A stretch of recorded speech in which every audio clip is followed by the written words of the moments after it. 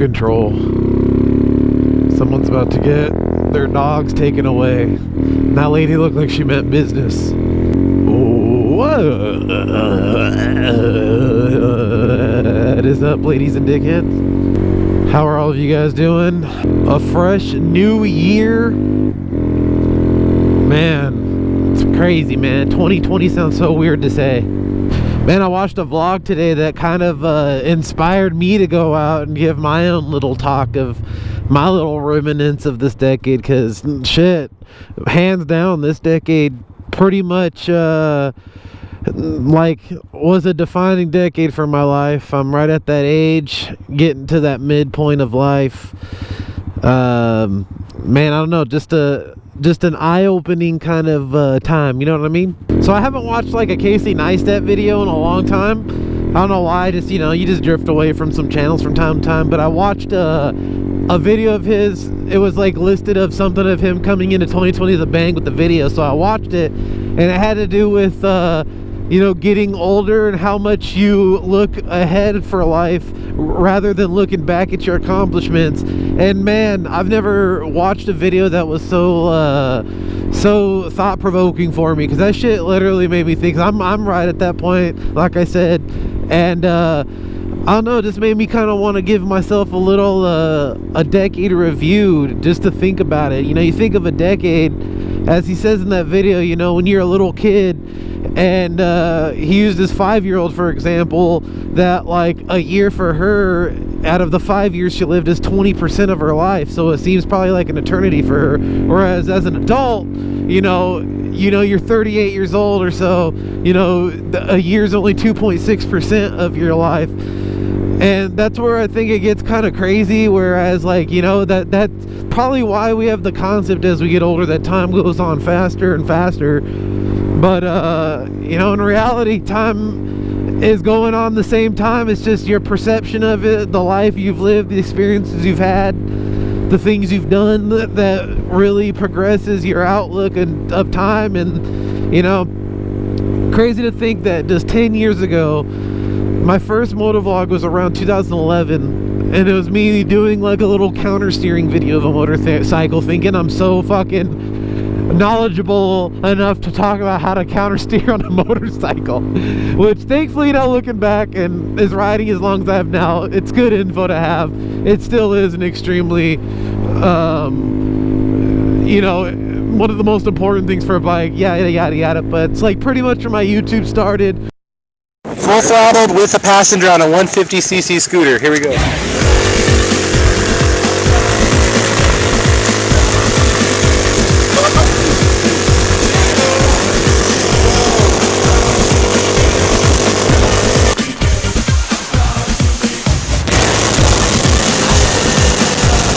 Reviews started coming in. I became, you know, pretty much who I am today. And it's pretty crazy to think, you know, YouTube is pretty much my whole life now. And 10 years ago, you know, I started my channel in 2007. You know, my channel is 13 damn years old and counting. And it's crazy to even think, before I know it, I'll probably say my channel's 20 years old. Do you know how crazy it's gonna be to like have a video catalog of 20 years of your lifetime, especially if you're like one of those people that record everything. You know, and I make set little moto vlogs. I hear sirens, damn it, I don't know where they're coming from. I'm just gonna go down through all the fucking ghetto streets. You know, I guess a main thing that happened throughout the last 10 years,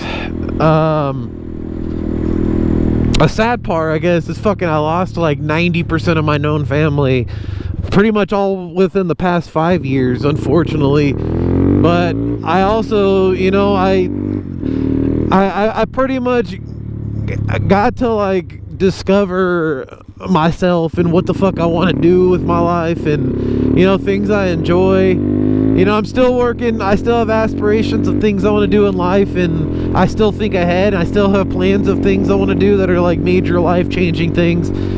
I'm just not at that point yet. But as of the last 10 years, you know, growing my YouTube, growing community of friends that I you know, met through SEMM. We've had 5 years of SEMMs already. It's insane though. It's honestly mind-boggling to think of all the all the shit YouTube itself has brought me, like friends and relationships and fucking meeting Suburban Delinquent. He's like one of my best friends I met through YouTube. There's literally so many like cool things I've done over the last 10 years. Just going out doing videos with my friends. And you know, why am I doing videos? Because of my YouTube. And I don't know, it's just, you know, living through the adpocalypse, everyone's fear of channels getting shut down. You know, there's a lot of little things in the last 10 years, but you know, man, there was so much I did in the last 10 years that's just mind-boggling to me to think about. And I don't know, it's really hard to, you know, go through too many. You know, I mainly did the same shit and just always try to do as much cool stuff with friends as possible. You know, another really cool thing within this last decade is finding Francesca, my girlfriend.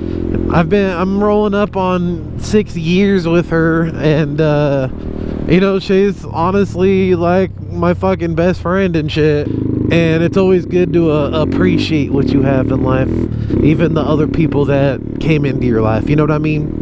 So Franny's another big one in my life that happened within the past decade.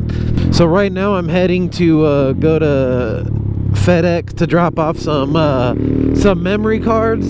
I hate that there's like just this one FedEx place all the way. I have to literally come all the way down here to drop most of these packages off, and mostly because like the contents that I have in them, and even like little things.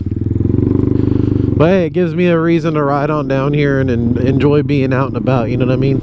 This year was just awesome with like all the experiences of just, mostly just to chalk it all up, it's all the experiences I had with friends and the people I met, to me, I have to say, are the highlight of my decade. Because I met a lot of friends and had a lot of experiences that I literally wouldn't have had if it wasn't for YouTube. And I want to thank all of you guys that stuck around with me through the decade. Shit, those of you that's probably been subscribed for maybe quite a few years, thank you guys too. You guys are special to me as well, because obviously I wouldn't make videos if I didn't have such awesome supporting people like you guys to fucking continue watching them and shit. Always being kind in the comments.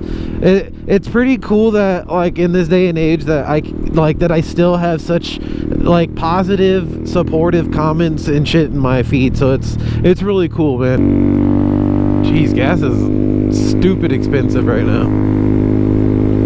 But hey, to chalk up my decade talk to another year of good health, hopefully good fortune for everybody. But if you guys want to go ahead and let me know in my comments under this video of what your most special moment of the decade was, if you want to share your experience, feel free. I read my comments. I'm there.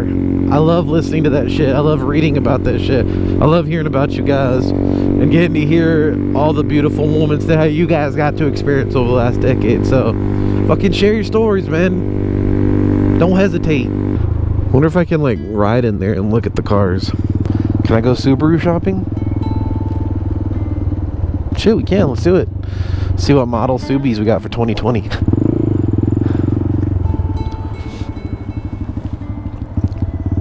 I don't know if I'm even supposed to be driving through here. Oh, look at a Ford Fiesta at a Subi place.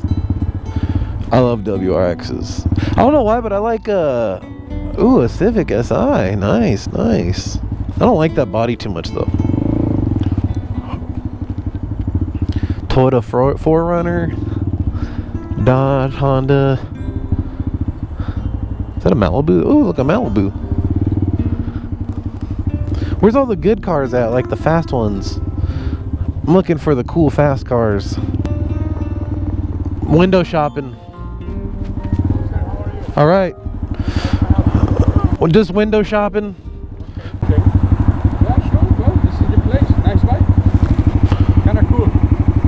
It's not cool at all. No? No. Why? Small? It's just a piece of junk. It's a Honda. Honda's did you know Honda's the most unreliable car company in the world? Well, like they're literally worse than like any car manufacturer in the world. yeah, I got it. Have you heard about that before? Well, I know things, but I don't like to talk about the competition. Oh yeah. I like cars. I love Subarus. I like to talk about the competition, because then there's no competition if you don't talk about it. That's true. Therefore, you're just putting a light on what you like, and you're not mentioning the others. Yeah. How much could I walk out with a 2020 WRX STI cash? That vehicle is 45,000.